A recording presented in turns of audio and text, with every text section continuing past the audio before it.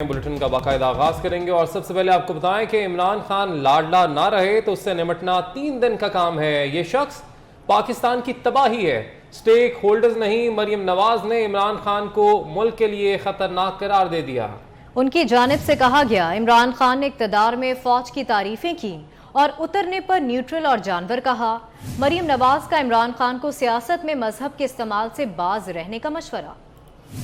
खान का जो लाडलापन है उसको प्रोटेक्शन देने वाले अगर अपनी इस चीज़ को छोड़ दें, इस रविश को छोड़ दें, तो इमरान खान को सॉर्ट आउट करना 3 दिन से ज़्यादा का काम नहीं। एक शख्स जो कि फितना है, इंतशार है, तबाही है पाकिस्तान की, और फिर ऊपर से फॉरेन फंडेड है, जिस शख्स को पाकिस्तान को तबाह करने के लिए, पाकिस्तान की सियासत को तबाह करने के लिए डॉलर्स देकर लॉन्च किया गया है। जाते जाते फिर वो IMF के मुआहदे की खिलाफ वर्जी करके खुद ही जो मुआहदा किया था, जाते जाते वो मुआहदा भी फाड़ के चला गया। जज थी ज़ेबा, जिस तरह से इसने उसको जलसे में खड़े होके उनके बारे में इस तरह के कलिमात अदा किए, मैं समझती हूँ कि ये शख्स को वही कर सकता है जो जिसकी या तो दिमागी सेहत जो है वो जिसकी सैनिटी क्वेश्चन पे हो, या फिर वो शख्स जिसको पैसे देकर, जो कि साबित हो गया इस मुल्क के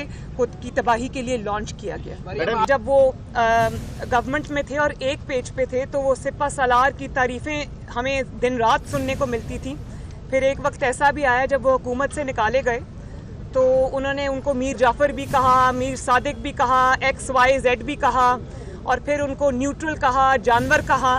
किसी खातून जज को आप उसकी तजलील करें एक जलसे में खड़े होकर, बाद में आप आके माफ़ी मांग लें, तो ये तो चीज़ एक्सेप्टेबल नहीं है ना। कल को किसी का घर, किसी की इज्जत जो है वो महफूज नहीं होगी और उसमें जुडिशरी शामिल होगी। इलेक्शन की डेट आपको चाहिए तो तोड़ें पंजाब असेंबली, तोड़ें KP की असेंबली और चले जाएं इलेक्शन में। जब भी वो कॉल देते हैं लोग नहीं निकलते।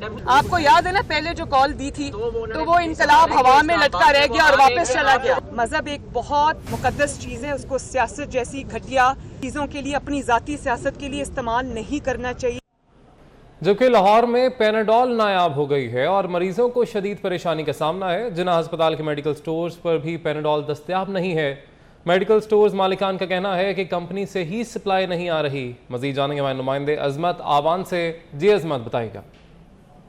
आज बिल्कुल एक तरफ कोरोना तो दूसरी जानिब देखने में आ रहा है जो डेंगू के केसेस में उनमें बतदरीज इजाफा हो रहा है, और डेंगू के केसेस बढ़ते ही शहर भर में जो पेनाडोल की मांग है और उसका जो पैरासीटामोल का भी सॉल्ट है वो बिल्कुल शहर लाहौर में नायाब हो चुका है। इस वक्त मैं शहर के सबसे बड़े अस्पताल जिन्ना अस्पताल के सामने तमाम जो फार्मेसीज़ हैं इनके सामने मौजूद हूँ। तमाम फार्मेसीज़ में जाकर पेनाडोल की दवायात के बारे में पूछा, ना तो पेनाडोल एक्सटेंडेड है, ना पेनाडोल एक्स्ट्रा है, ना सिंपल पेनाडोल मौजूद है, और पैरासीटामोल भी जो यहाँ पर है वो भी अदम दस्तयाब है। और यहाँ पर जो फार्मासिस्ट हैं और फार्मासिस्ट के ऑनर्स हैं उनकी जानिब से बताया जा रहा है जो पेनाडोल की अदवायात है हमें पीछे से नहीं मिल रही, जबकि कंपनी की जानिब से बताया जा रहा है कि जो पीछे से सप्लाई है वो बंद हो गई है, जिसकी वजह से जो दवाई है वो नहीं मिल रही। हमारे ज़राए के मुताबिक उन्होंने ये बताया कि जो पेनाडोल की शॉर्टेज करने का मकसद कंपनी का ये है कि जो उनकी पर जो पत्ता है उसका जो नर्ख है वो बढ़ाना चाह रहे हैं, क्योंकि कंपनी को जो लागत जो कोस्ट मेडिसिन की पड़ रही है वो बहुत ज़्यादा पड़ी है, क्योंकि डॉलर का रेट बढ़ चुका है और वफाकी हुकूमत के साथ उनके जो मुतालबात हैं वो तय नहीं हो पा रहे। तो अपनी मोनोपली कायम करने के लिए उन्होंने खुद साख्ता जो शहर लाहौर में पेनाडोल की किल्लत कर दी, और पेनाडोल की किल्लत करने से ना सिर्फ यहाँ पर फार्मेसिस्ट को मसाइल का सामना करना पड़ा है बल्कि मरीजों को शदीद मुश्किलात का सामना करना पड़ा है, क्योंकि मौसम तब्दील होने के साथ साथ एक तो वायरल इन्फेक्शन हो रहा है, कोरोना के केसेस भी बढ़े हैं, तो डेंगू जो है वो बड़ी खतरनाक हद तक फैल रहा है। और पेनाडोल एक वाहिद अदवायात है जो बुखार के अंदर बहुत ही ज़्यादा कारआमद साबित होती है, और ऐसे में इस वक्त में पेनाडोल की शॉर्टेज करना एक बहुत बड़ी क्रिमिनल नेगलिजेंस भी है। और जो मरीज़ और उनके लवाहिकीन उन्होंने पंजाब हुकूमत से दरख्वास्त की कि खुदारा फौरी तौर पर जो पेनाडोल की शॉर्टेज है इसको ख़त्म किया जाए ताकि वो जिस अजियत में मुब्तला है उसमें थोड़ी सी कमी आ सके। ठीक है, बहुत शुक्रिया अजमत अवान आपका। कराची में पेनाडोल की अदम दस्तयाबी से मरीज रुल गए। कराची में डेंगू बुखार फैलने से पेनाडोल की तलब बढ़ गई है, जबकि डिस्ट्रीब्यूटर्स का कहना है कि मार्केट में पेनाडोल की सप्लाई कम हो गई है। मज़ीद जानेंगे अपने नुमाइंदे हबीब खान से जो इस वक्त उनके साथ मौजूद हैं। हबीब खान, आगाह कीजिएगा। बिल्कुल, देखिए इस वक्त अगर बात की जाए बिलखुसूस कराची शहर के हवाले से, तो कराची शहर में डेंगू की जो वबा है वो इस वक्त उसके केसेस में तेज़ी से इजाफा देखने में आ रहा है, और उसके इस्तेमाल में जो उसके इलाज के लिए इस्तेमाल होने वाली दवा है पैनाडोल, वो इस वक्त मार्केट में जो है वो शॉर्ट है। क्या इसकी वजूहत हैं, बात करने के लिए इस वक्त हमारे साथ होलसेल कराची फार्मा ऑर्गेनाइजेशन के जो नायब सदर हैं आमिर मलिक साहब मौजूद हैं। आमिर साहब, ये बताइएगा इसकी क्या वजूहत हैं कि एकदम से जो पैनाडोल है, जो इस वक्त सबसे ज़रूरी दवा है, वो मार्केट में शॉर्ट है? सर, इसकी कुछ वजह यह है कि जो डिस्ट्रीब्यूटर है ना, वो यहाँ पे रेगुलर सप्लाई नहीं दे रहा है, जिसकी वजह से आप यहाँ पे मार्केट में डिमांड है अगर 100 कार्टन की, तो वो अपना मार्केट में 10 कार्टन दे रहे हैं, और जो 10 कार्टन दे रहे हैं तो उस पर भी जो उनके जो आइटम ऐसे हैं जो नहीं बिक रहे होते, जो सीज़न वाइज नहीं होते, उसके ऊपर वो उन्होंने एक ना डिस्ट्रीब्यूटर ने अपना एक वो लगा दिया है कि आपने पैनाडोल 10 कार्टन जब देंगे जब हमसे इतने का माल ये लोगे। हुकूमत से सिर्फ यही मुतालबा कर रहे हैं कि इंतजामिया या सूबाई सतह पर हो, कराची की सतह पर हो, या फिर हुकूमत वफाकी जो हुकूमत है, वो तमाम तर हुकूमत इसमें अपना किरदार अदा करें, और जो खास तौर पर पैनाडोल की जो शॉर्टेज है उसकी सप्लाई को बेहतर बनाया जाए। जी बहुत शुक्रिया हबीब, आपने अपडेट किया। आपको बताएं कि हुकूमत पर तनकीद में इमरान खान आटे दाल का भाव भूल गए, कारकुनों से खिताब में आटे की कीमत फी लीटर में बयान कर दी। बोले हमारे दौर में आटा 50 रुपए किलो बिकता था, अब 100 रुपए लीटर फरोख्त हो रहा। वो आटा है, आटा दुगना हो गया, कराची के अंदर 100 रुपए लीटर से ऊपर चला गया, 100 रुपए लीटर से ऊपर चला गया, 100 रुपए लीटर से ऊपर चला गया। इससे ज्यादा तकलीफ हो रही है, वो आटा है, आटा दुगना हो गया, कराची के अंदर 100 रुपए लीटर से ऊपर चला गया, 100 रुपए लीटर से ऊपर चला गया, 100 रुपए लीटर से ऊपर चला गया। इससे ज्यादा तकलीफ हो इसी रही पर है, बात वो करेंगे। सीनियर एंकर पर्सन, सीनियर तजज़िया सलीम बुखारी साहब हमारे साथ मौजूद हैं। सलीम बुखारी साहब, बहुत शुक्रिया आपके वक्त का। आज मवाजना किया गया है जब नो कॉन्फिडेंस मोशन लाया गया, और आज का जो सूरत हाल है पाकिस्तान की, और इस दौरान इमरान खान साहब ने आटे को लीटर कह दिया, क्या कैसे देखते हैं आप इसको? भाई, मुझे इस बात पर ज्यादा हैरत है कि आपको क्यों परेशानी है बाबा। जो आदमी जापान और जर्मनी का बॉर्डर मिला सकता है, जो इब्ने खल्दून को किसी कुछ और नाम दे सकता है, जो पाकिस्तान में 12 मौसम बताता है, जो मईशत को माशत कहता है, जो लीटरों में आटा फरोख्त करता है, इमरान खान को छोड़ जाना जो है वो उसे शिर्क करार देता है, रसूल करीम की तरह से चाहता है कि उसके लोग उसका पैगाम लेके जाएं, उसके आप लीटर कहने पे इतने क्यों परेशान है? भाई, उसको मर्जी का बादशाह है, जो वो चाहे कहे, उसे को पूछने वाला थोड़ी है। ना आप पूछ सकते हैं, ना मीडिया पूछ सकता है, ना अदालतें पूछ सकती हैं। वो तो एक सुपर ह्यूमन बीइंग है भाई, वो जो कहे उसको कान बंद करके सुन लें, उसकी तज़ीह नहीं की जा सकती। वो अपने आप को इन सब चीजों से ऊपर समझता है। मेरे ख्याल से उसका मजाक तो खैर उड़ेगा ही पूरी दुनिया में, और यकीनन उड़ना भी चाहिए कि जिस किस्म के कलाबे वो मिलाते हैं, ये हमने इससे पहले पाकिस्तान की तारीख में किसी लीडर को इस तरह की बोंगियां मारते नहीं देखा। अच्छा सलीम बुखारी साहब, उसके अलावा जो आज मवाजना किया गया है, यानी डॉलर का रेट 178 रुपए से वो कहते हैं 236 पे आ गया, बिजली 16 से 36 रुपए यूनिट पे आ गई, पेट्रोल आ गया 150 रुपए से 236 रुपए पे। बाकी जो उन्होंने एक मवाजना किया है नो कॉन्फिडेंस के बाद आज की सूरत हाल के हवाले से, उसको भी आप कैसे देखते हैं, ये भी बताइएगा। देखिए, उन्होंने जितना भी एनालिसिस किया है, मुआवजा पेश किया है, ये उनका जो अपने जो है ना, जियाले तो नहीं है वो, मैं दूसरे नाम से उनको बुला नहीं सकता, जो उनके अपने सुनने वाले हैं ना, जो उनकी ऑडियंस है, जो उनकी पार्टी के लोग हैं, वो ये समझते हैं कि ये सब कुछ जो कह रहे हैं, ये वो बस जो फरमा दिया है हज़रत साहब ने वो ठीक है। वो ये तो बता रहे हैं कि तेल की कीमत इस वक्त क्या थी और डॉलर की कीमत इस वक्त क्या थी, लेकिन ये नहीं बताते कि अगर उसके साथ कंपैरेटिव स्टेटमेंट आप बनाएं तो फिर पेट्रोल इतने का ही होना चाहिए, इसलिए कि उस वक्त डॉलर देख ले कितने का था तो पेट्रोल कितने का था। अब अगर डॉलर इतना महंगा है और तेल की कीमत अगर कम भी हुई है, डॉलर महंगा है, तो फिर तेल की कीमत तो महंगी होगी। ये पता नहीं कौन से नुस्खे इस्तेमाल करके एक नई माशत जो इन्होंने इजाद की है, ये उसके कंक्लूजन हैं। वरना अगर आप किसी यानी फाइनेंशियल एक्सपर्ट से पूछें तो वो यकीनी तौर पे डॉलर की कीमत की रेशो निकाल के आपको बताएगा कि इस वक्त कितना इजाफा हुआ है। और एक बात और मैं कहता चलूं, पाकिस्तान को तो वो ऐसे पेश कर रहे हैं जैसे दुनिया में और सब जगह कीमतें कम हुई हैं, पाकिस्तान में बढ़ रही हैं। आपने देखा है लंदन में क्या हुआ है? आपने देखा है हर खाने की चीज की कीमत जो है 100 गुना बढ़ गई है। तो ये एक इंटरनेशनल फिनोमेना है कि कीमतें बढ़ी हैं। कोविड-19 इसकी सबसे बड़ी वजह रही है, इंटरनेशनल रिसेशन है। तो ये अपनी मर्जी के एनालिसिस करके अपनी मर्जी के लोगों को वो खुश करते रहते हैं, बार बार उसको ये तो करने दो ना यार। बिल्कुल ठीक बुखारी साहब, कीमतें जो है पूरी दुनिया में बढ़ी हैं, मगर इमरान खान की हुकूमत के खिलाफ महंगाई मुकाम मार्च ही लाया गया था। सना बुचा साहिबा ने सर हमें ज्वाइन किया है, उनको भी शरीक गुफ्तगू करते हैं।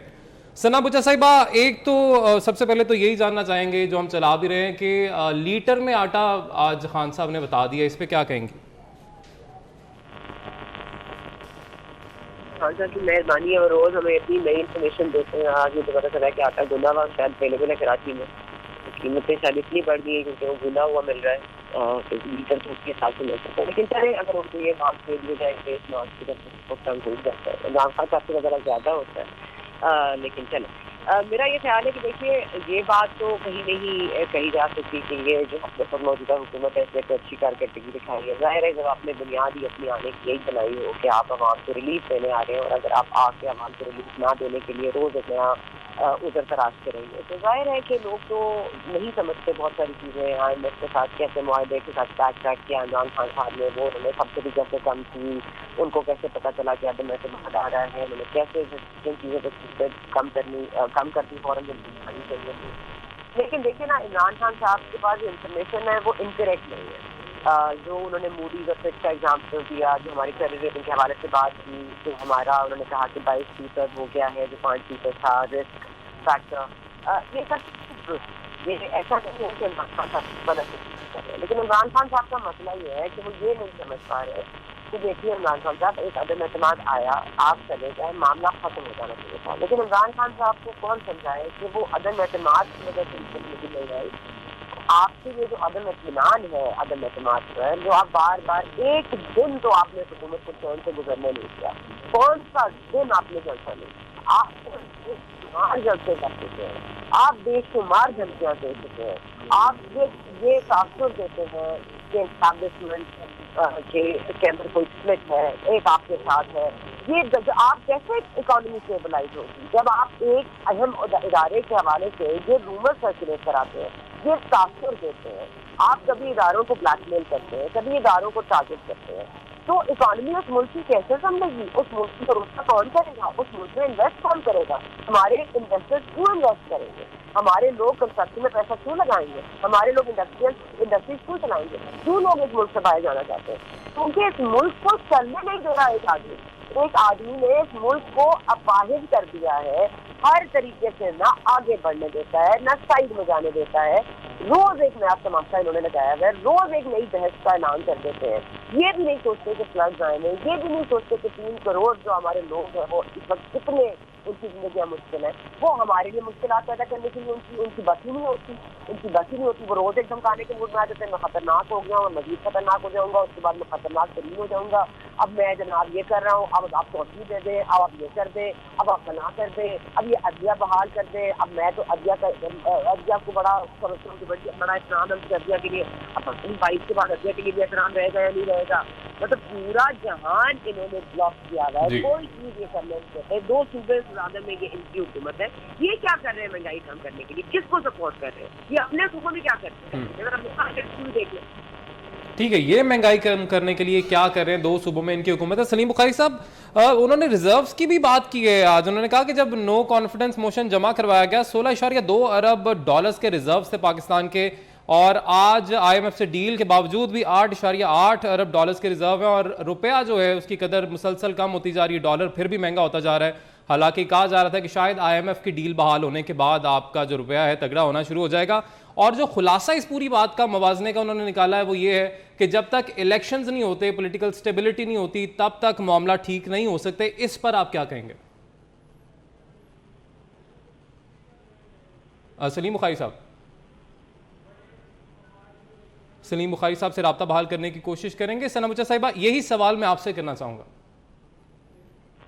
जी बेशक, वही मैं ना, उनका फॉर्मूला, एक उनका रीजन ऑफ इकोनॉमिक इंस्टेबिलिटी गलत, उसके बाद वो फॉर्मूला फॉर सक्सेस गलत, इसको संभालने के लिए जो मशवरा दिया जा रहा है वो गलत। इमरान खान साहब सही बात की तरफ को नहीं दिया। ये इलेक्शन के पैसे नहीं लगते, आपको एक कॉन्स्टिट्यूंसी में इलेक्शन कराने के लिए कितने पैसे लग सकते हैं इसके?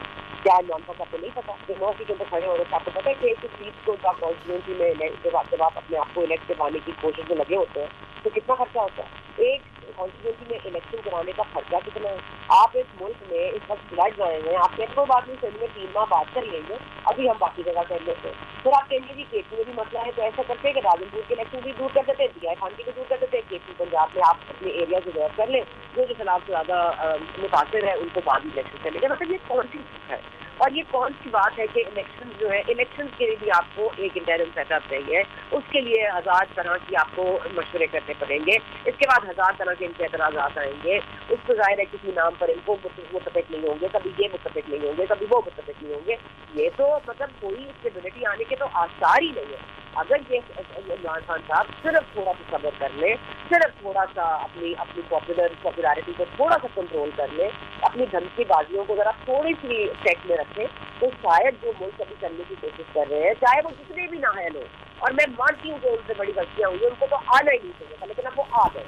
अब करता मरता क्या ना करता, आपको ना पार्लियामेंट हाउस है, ना आप ऑपोजिशन लीडर है, आपको कुछ नहीं है, आप है कौन इस मुल्क को मसला देने वाले। लेकिन अगर आपने दे ही दिया और क्योंकि आप बहुत पॉपुलर है, चले हमने आपका मसला सुन लिया और अब रद्द कर दिया, चले आगे चले। इमरान खान साहब खामोश हो गए बस थोड़े दिन के लिए, फिर मुल्क चल जाएगा, इकोनॉमी भी ठीक हो जाएगी। खान साहब ये फॉर्मूला क्यों नहीं आजमाते कि मैं थोड़ी देर खामोश होकर देखता हूँ, थोड़ी देर जरा चुप रह के देखता हूँ, थोड़ी देर जरा मीडिया से दूर रह के देखता हूँ, थोड़ी देर जरा खतरनाक तरीन होने से जरा परहेज करता हूँ, थोड़ा सा आगे परहेज करके देखें तो शायद ये थोड़ा सा कारगर साबित हो, शायद इकोनॉमी चले। ठीक है, होते कौन है मशवरा देने वाले, लेकिन आपने जिस तरह से कहा 2 सूबों में उनकी हुकूमत भी है, तो जाहिर है उनकी बात में वजन तो होगा। सना बुच्चा साहिब हमारे साथ मौजूद थी और साथ ही साथ सलीम बुखारी साहब इस मामले पर हमें अपना तजिया दे रहे थे। आप दोनों का बहुत शुक्रिया। न्यूज़ स्टूडियो से फिल वक्त इतना।